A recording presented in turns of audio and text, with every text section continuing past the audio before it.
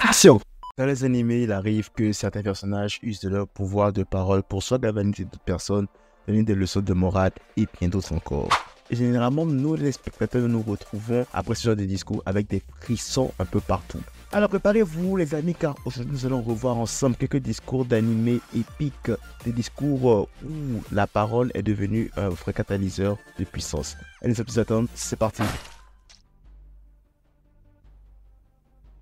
Apparemment, il arrive que dans certains royaumes, il y a des citoyens, en fait, de leur naissance jusqu'à leur mort, ne verront jamais de leurs yeux à quoi ressemble leur roi. Et là, tu te dis, mais attends, mais pourquoi il nous raconte ça maintenant dans un discours d'animé? Patience, contexte. Nous sommes à Sai et la population est obligée pour défendre la ville qui est le dernier rempart avant le royaume de Qin de se battre. Le problème, c'est que toutes les personnes sont capables de se battre sont déjà en train de se battre ailleurs. Et qu'il ne reste plus que les personnes âgées, les infirmes, les femmes et les enfants. Ouais, ça passe pas. Techniquement, là, en fait, t'as plus grand chose que tu peux tirer comme puissance de frappe, en fait. Quand soudain, un homme se présente à eux comme étant le roi de Qin, ils n'en croient pas leurs yeux. Ils ont l'honneur d'avoir en face d'eux le roi. Alors, Heisei se lance dans un discours où il leur fait comprendre qu'il a besoin d'eux pour protéger le royaume de Qin et combattre à leur côté. Car, en effet, ils sont le dernier rempart. Une fois que eux tombent, le royaume est à la portée de l'ennemi. Genre, le roi qui dit qui va combattre à vos côtés, alors que déjà de base, vous n'êtes même pas supposé le voir genre à 1 km à la ronde, vous n'êtes même pas supposé savoir qui il est. Il vient au milieu de vous et il dit, non, il ne dit pas que vous allez combattre pour moi, non. Il dit, nous allons combattre ensemble. Tu m'étonnes qu'il ait eu une réaction pareille à la fin de son discours. Même moi, à leur place, j'aurais réagi pareil, hein, tu sais. Obligé, je me lance, obligé. Ouais, parmi les discours épiques de Vegeta, on s'entend qu'il y a le fameux discours, il a reconnu que son Goku était le numéro 1. Mais perso, moi, il y a un discours qui, moi, m'avait vraiment marqué à l'époque. C'est le discours face à Jiren. Ici, encore une fois, Vegeta nous a montré que malgré l'adversaire, il reste fidèle à lui-même en matière de fierté et d'arrogance. Jiren provoque Vegeta en lui expliquant qu'il est très arrogant, que ses points ne pourront jamais le toucher. Vegeta lui répond que c'est justement son trait de personnalité, son arrogance qui lui vient de sa fierté saine. Et que si Jiren est un garçon, qu'il essaie de se prendre sa plus forte attaque, son plus puissant Final Flash. Un discours qui me donne encore des frissons jusqu'à aujourd'hui. C'était du Vegeta tout craché, accompagné d'un Fire Flash légendaire. Alors oui, c'est clair qu'il n'y a pas eu le résultat escompté, Jiren s'en est sorti, puis après Vegeta s'est fait éliminer. Bref, ça reste que ce discours était quand même très épique, ça va pas se mentir. Alors, Regen, ça, c'est la fraude du siècle. Genre même encore plus que King, je pense. Enfin, je sais même pas c'est qui a la palme d'or entre les deux. Mais en tout cas, quand même, Regen aussi, c'est un maître dans la matière. Et il s'en sort toujours. Et cette fois aussi, n'était pas différent, car il a réussi à se tirer d'une affaire face à des ennemis puissants en leur faisant la morale. Oui, t'as compris. Il a réussi à faire des ennemis en leur faisant la morale. Une version améliorée du Tok no Jutsu. Dans son discours, Regen attaque l'arrogance des méchants qui commettent des actes répugnants sous prétexte qu'ils ont des super pouvoirs. Il leur explique que avoir des pouvoirs n'est pas tout dans ce monde. Avoir des pouvoirs est bien moins important que de vivre dans les réalités de ce monde. C'est incroyable car elle nous montre en fait que l'être le plus faible est celui qui a les morales les plus fortes. Et ça en dit malheureusement long sur l'état actuel de ce monde. D'ailleurs, j'aimerais bien voir pour un kiff personnel, un multivers où t'as Regen qui fait la morale à Jean Thanos, Voldemort, Dark Vador, Madara et compagnie. D'ailleurs, parlant de Madara, la prochaine entrée de la liste le concerne. Wake up.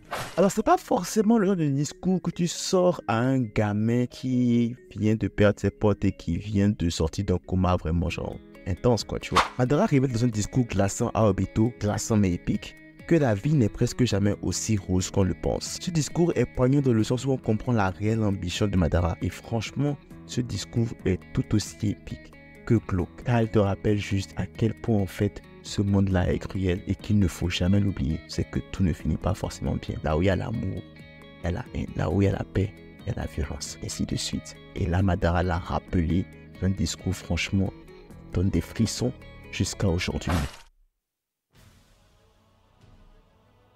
Faire une alliance avec des pays autrefois en guerre n'est jamais chose aisée. Que veux-tu, la rancœur est toujours là. Je pense même que si tu les avais mis ensemble et tu leur avais dit que c'était Thanos en face, ils auraient toujours trouvé un moyen de se manger le nez tellement la haine entre eux est vraiment intense en fait. Et c'est donc là que Gaara intervient. Il leur fait comprendre dans un premier temps comment lui aussi, initialement un produit de haine, a été sauvé par l'amitié de Naruto. Et pourquoi spécialement Naruto? Tout simplement parce que Naruto c'était un Jinchuriki comme lui. Naruto le comprend parfaitement. Naruto comprend la douleur qui venait avec le statut. Elle, lors de leur première rencontre, Naruto a été celui qui lui a tendu la main. Naruto, ça a été le premier véritable ami de Gaara, si on peut le dire comme ça. Et désormais, ce seul ami-là est en danger. Par son histoire, Naruto pouvait comprendre dans l'alliance que entre des personnes qui connaissent la même douleur, il ne peut avoir de haine. Car oui, en effet, chacune des nations alliées a été victime d'une manière ou d'une autre de l'Akatsuki. Un point d'honneur que j'aimerais mettre à ce discours, c'est que Gaara a su rallier les causes en donnant un discours humble et authentique. Plus de ça, ce discours en fait vient marquer l'apogée, si je peux dire ça comme ça, le point culminant du développement d'un des meilleurs personnages de la série, à mon avis. Après la mort brutale de Kamina, Simon a traversé une période très noire de son existence. Il n'a pas juste perdu son frère adoptif, il a aussi perdu sa source de confiance et de sécurité. Il avait perdu toute combativité et c'est sans lui que la brigade Kuren affrontait à nouveau la bande à Viral. Puis Simon débarque et il lâche un discours épique à la Kamina. Un discours où il nous fait comprendre que son frère n'est plus et que désormais il en est conscience et qu'il est en paix avec ça et qu'il lui incombe désormais à lui de porter les rêves, de porter la mémoire de son frère sur ses épaules. Ce qui rajoute beaucoup plus de piment à cette scène, ce sont les visuels. Parce que dans un premier temps, tu as la pose que Simon frappe en mode Kamina, qui est totalement pareil à celle que Kamina faisait. Tu as les regards ébahis autour. Les gars sont tous surpris en fait de voir Simon réagir comme ça. Ils ne s'attendaient pas du tout à ça, à part Léon bien sûr qui lui a toujours cru en Simon en son temps. Et aussi le petit diaporama derrière avec les larmes de Simon, symbole que c'est bon. Simon a fait son deuil, Simon a accepté la mort de son frère et désormais, il est prêt à reprendre le flambeau. Franchement, c'était magnifique, c'était beau, c'était une masterpiece. Autant le discours que les visuels derrière. Et là, on parle du Koro Sensei qui fait du pur Koro Sensei, on va se le dire, en train de taquiner quelqu'un pour tout et rien. Et là, il s'agissait de Karma. Karma qui a eu une très mauvaise note à un examen, enfin, pas très mauvaise note, mais il avait perdu contre un de ses rivaux lors de l'examen et donc il était quand même assez en colère par rapport à ça. Et donc t'as Koro Sensei qui l'emmerdait, mais il l'emmerdait tellement en fait qu'il avait dépassé les bornes. Et un prof est venu attirer son attention sur le fait qu'il avait dépassé les bornes et c'est là que Koro Sensei va nous sortir un discours vraiment incroyable sur l'importance de la défaite. Et là il explique au prof dans un discours très profond que Karma avait en quelque sorte besoin de perdre pour pouvoir devenir meilleur, surtout le temps compté sur son talent. Ce discours me touche particulièrement car il nous rappelle en quelque sorte que bien que la défaite soit une pilule amère, on peut en tirer beaucoup de leçons. Le seul moment en fait où perdre devient mauvais, c'est quand on est incapable d'en tirer une leçon. Damn, ça m'arrive d'être bien quand même parfois. Bref, il finira ce discours sur deux phrases épiques. La première, pour gagner, il faut perdre, et la deuxième qui moi me touche toujours chaque fois que je l'entends. La différence entre le pro et le novice, c'est que le pro a échoué autant de fois que le novice a essayé. Chez nous. Beaucoup de gens peut-être versé leur première larme, si je peux dire ça comme ça, à cette scène-là dans One Piece. Et a raison. Ici, on suit Chopper avec la mort de son mentor, le docteur Iluk, un homme tellement passionné par la médecine qu'il exerce même après avoir été radié par Wapol. Au moment donc où il va se faire exécuter, il nous lâche un très beau discours sur la valeur de la vie humaine. Un homme ne meurt pas quand sa vie s'arrête, mais quand sa mémoire disparaît. C'est un discours qui partage une vision positive, encourageant les gens à trouver le bonheur même dans les situations les plus difficiles. Il prône l'importance de la volonté de vivre et de poursuivre ses rêves, car au final, ce qui nous rend immortels, c'est l'impact qu'on a et la mémoire qu'on laisse. On a tendance à se concentrer sur ce discours génial-là de Iluruk, mais il ne faut pas oublier aussi ces dernières paroles avant qu'il ne meure. C'était les paroles d'un homme qui a passé sa vie sans regret et qui a été fier de sa vie et qui pouvait partir en paix. Il pouvait mourir sans regret. Et franchement, ça, c'est la plus belle des choses qu'il ait donné à quelqu'un de vivre.